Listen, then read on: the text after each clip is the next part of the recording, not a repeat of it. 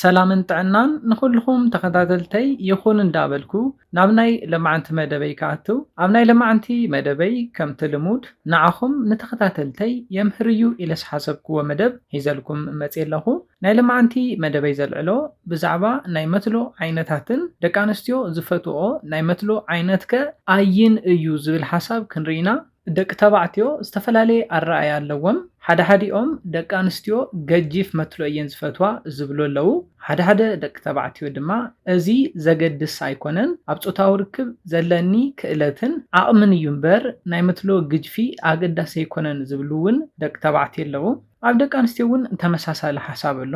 ኣነ ግጅፍ ዝበለ መትሎ ዘለዎ ወዲ እየ ዝፈቱ ዝብላ ደቂ ኣንስትዮ ኣለዋ። ሓደን ድማ ግጅፊ ኣገዳሲ ኣይኮነን ኢለን ዝሓስባ ደቂ ኣንስትዮ እውን ኣለዋ። ስለዝኾነ ነዚ ሓሳብ ምስ 4 ዓይነታት መትሎ ኣታሒዝና ኣብዚ መደብና ክንርኢና እስካብ ናይ መደበይ ፍጻመ ሓቢርኩም ንጸንሑ። ነዚ ቻነል ሓደሽቲ ዝኾንኩም ሰብስክራይብ ብምግባርን ነታ ናይ ደውል ምልክት ብምንካእን ዝተፈላለዩ ናይ ፆታዊ ርክብ ናይ ጥዕና ከምኡውን ናይ ሓዳርን ናይ ፍቕርን ህይወት ኢንፎርሜሽን ትረኽብሉ ቻነል ሰድራ ንኽትኮኑ ብኽብሪ ንሓትት። መደብና ናብ ብዙሓት በፂሑ ትምህርቲ ንኽወስድሉ ላይክ ጌርኩም ጀምርዎ። ስድራ ንዝኾንኩምኒ እንዳመስገንኩ ናብ መደበይ ክምለስ። 4 ዓይነታት መትሎ ኣለዉ። ቀዳማይ ብጣዕሚ ገጅፍ መትሎ ንብሎ እዩ። ካልኣይ ንሪኦ ድማ ናብ ጎኒ ጥውይ ዝበለ ዓይነት መትሎ እዩ። ናይ ሓደ ደቂ ተባዕትዮ ናብ ፀጋም ጥውይ ዝበለ መትሎ እንትኾን ናይ ሓዲኦም ድማ ናብ የማን ጥውይ ዝበለ መትሎ እዩ። እቲ ሳልሳይ ንሪኦ ዓይነት ድማ ድንን ዝበለ ወይ ድማ ቅንዕ ዝበለ ዓይነት መትሎ እዩ። ናብ ታሕቲ ጥውይ ዝበለ መትሎ ዘለዎም ኣለዉ። ናብ ላዕሊ እውን ቅንዕ ዝበለ መትሎ ዘለዎም ደቂ ተባዕትዮ ኣለዉ። እቲ ራብዓይ ንሪኦ ድማ ንእሽተይ እንብሎ ዓይነት መትሎ እዩ። እዞም ዓይነታት መትሎ ኣፈላለዮም እንታይ እዩ? ንደቂ ኣንስትዮ ንምዕጋብከ ኣይን ዝበለፀ እዩ ዝብል እውን ክንርኢና ፈለማ ንጅምር በቲ ቀዳማይ ዓይነት መትሎ እዩ። ንሱ ድማ ብጣዕሚ ገጅፍ ንብሎ መትሎ እዩ። እዚ ድማ ካብ 14 ኢንች ንላዕሊ ክኾን እንተሎ እዩ ገጅፍ ንብሎ። ብርግዲ እውን ካብ 8 ኢንች ንላዕሊ ክኸውን እንተሎ ገጅፍ መትሎ ይበሃል። ኣብዝሓ ግዜ ደቂ ኣንስትዮ ገጅፍ መትሎ ዝፈትዋሉ ምክንያት እንታይ እዩ? እቲ ቀዳማይ ንኩሉ ክፋል ብልዕተን ስለ ዝነኽኦ እዩ። ገጅፍ መትሎ ኣብ ዝኾነሉ ግዜ ንኩሉ ክፋላት ብልዕተን ስለ ዝነኽኦ ናብ ዕግበት ይበፅሓ እየን። ካብዚ ብተወሳኺ ድማ ንምርኣይ እዩ። ገጅፍ መትሎ ኣብ ዝኾነሉ ግዜ ንፆታዊ ርክብ ዘለወን ድልውነት ናይ ፆታዊ ርክብ ስምዒተን እውን ንኽውስኽ ስለ ዝሕግዘን። ስለዚ ገጅፍ መትሎ ሓደ ደቂ ኣንስትዮ ዝፈትዋሉ ምክንያት እቲ ቀዳማይ ንኩሉ ክፋል ብልዕተን ክነኽእለን ስለ ዝደልያ፣ ካልኣይ ድማ ንገጅፍ መትሎ ሪአን ናይ ፆታዊ ርክብ ስምዒተን ንኽለዓለለን ስለ ዝደልያ እዩ። ኣብ መበል ካልኣይ ንሪኦ ዓይነት መትሎ ድማ ናብ ጎኒ ጥውይ ዝበለ ዓይነት መትሎ እዩ። ናብ ጎኒ ጥውይ ኢሉ ኣብዝሓ ግዜ ካብ 3 እስካብ 4 ኢንች ርጉዲ ዘለዎን ካብ 7 ኢንች ንላዕሊ ቁመት ዘለዎን እዩ። እዚ ዓይነት መትሎ ብብዙሓት ደቂ ኣንስትዮ ተፈታዊ ካብ ዝኾኑ ዓይነታት መትሎ እቲ ቀዳማይ እዩ። ንምንታይ እዩ ናብ ጎኒ ጥውይ ዝበለ ዓይነት መትሎ ብደቂ ኣንስትዮ ተፈታዊ ኮይኑ ዝብል ክንርኢ እንተለና እቲ ቀዳማይ ንጂስፓተን ብቐሊሉ ስለ ዝንኽእልን እዩ። ከም ዝፍለጥ ደቂ ኣንስትዮ ናብ ናይ ፆታዊ ርክብ ዕግበት ንኽበፅሓ ካብ ዝሕግዘን እቲ ቀዳማይ እንታይ እዩ? ክፋል ብልዕተን ወይ ድማ ጂስፓት ንብሎ ማለት እዩ። እዚ ዓይነት መትሎ ካብ ኩሉ ዓይነት መትሎ ብዝሓሸ ድማ ንጂስፓት ብቐሊሉ ይነኽኦ እዩ። ነዚ እዩ ድማ ደቂ ኣንስትዮ ጥውይ ዝበለ መትሎ ብዝበለፀ ዝፈትዋ። ካብዚ ብተወሳኺ ድማ ካብ 3 እስካብ 4 ኢንች ርጉድን ካብ 7 ኢንች ንላዕሊ ቁመትን ስለ ዘለዎ ኣብ እዋን ፆታዊ ርክብ ብቐሊሉ ንደቂ ኣንስትዮ ንምዕጋብ ዝተመረፀ እዩ። ኣብ መበል ሳልሳይ ንሪኦ ድማ ሁክድ ወይ ድማ ድንን ዝበለ ወይ ድማ ናብ ላዕሊ ቅንዕ ዝበለ ዓይነት መትሎ እዩ። እዚ ዓይነት መትሎ ናይ ፆታዊ ርክብ ናይ ፖዚሽን ዓይነት ይመርፅ እዩ። እዚ ዓይነት መትሎ ዘለኩም ደቂ ተባዕትዮ ብዝረኸብኩሞ ናይ ፆታዊ ርክብ ዓይነት ፖዚሽን ፆታዊ ርክብ ክትፍፅሙ የብልኩምን። ምክንያቱ እንታይ እዩ? ነታ ጓል ኣንስተይቲ ናብ ዕግበት ንምብፃሕ ዕድልኩም ዝናእሰ ስለ ዝኸውን እዩ። ብፍላይ ድማ ሚሽነሪ ንብሎ እታ ጓል ኣንስተይቲ ብታሕቲ ኮይና ንሱ ብላዕሊ ኮይኑ ዝፍጸም ናይ ጾታዊ ርክብ ናይ ፖዚሽን ዓይነት በዚ ዓይነት መትሎ ኣይምረጽን።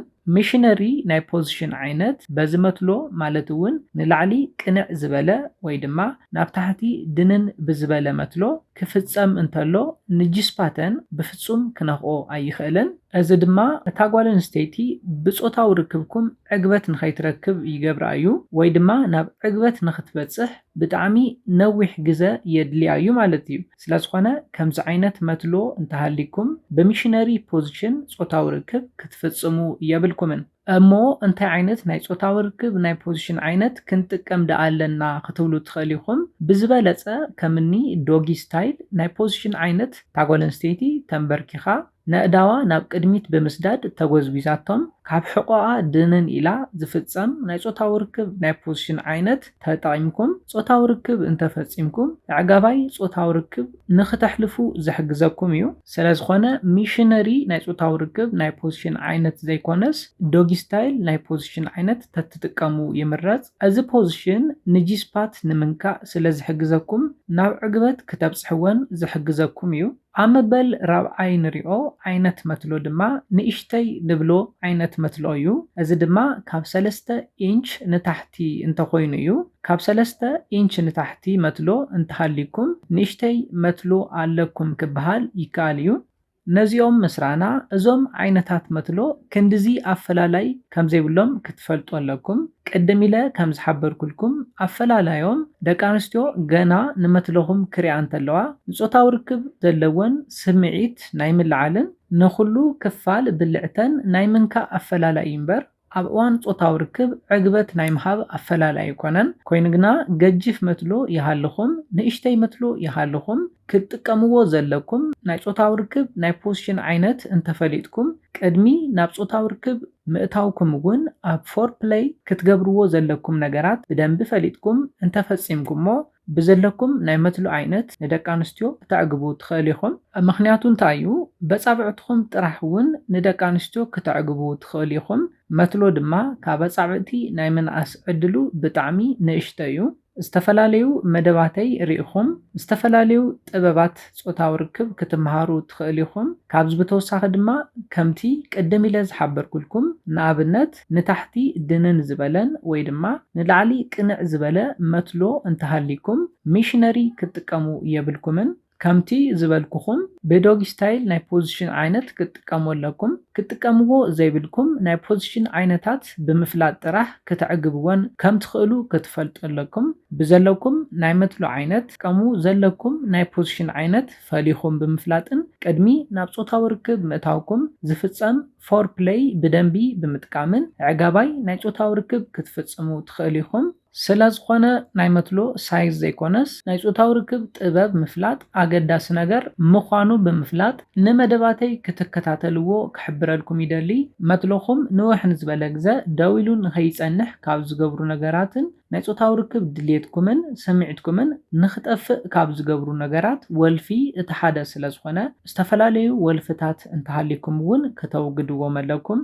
ነዚ ኢለ ናይ ሎማዓንቲ መደበይ በዚ ክዛዝም ካብ ናይ ሎማዓንቲ መደበይ ዝኾነ ሓድሽ ነገር ከም ዝሓስኩም ተስፋ ይገብር። ነዚ ቻነል ሓደሽቲ ዝኾንኩም ሰብስክራይብ ብምግባርን ነታ ናይ ደውል ምልክት ሓንቲ ሻዕ ብምንካእን ከተተባብዑናን ስድራ ክትኮኑናን ብኽብሪ ንሓትት። መደብና ናብ ብዙሓት በፂሑ ትምህርቲ ንኽወስድሉ ላይክ ሼር ምግባርኩም ኣይትረስዑ።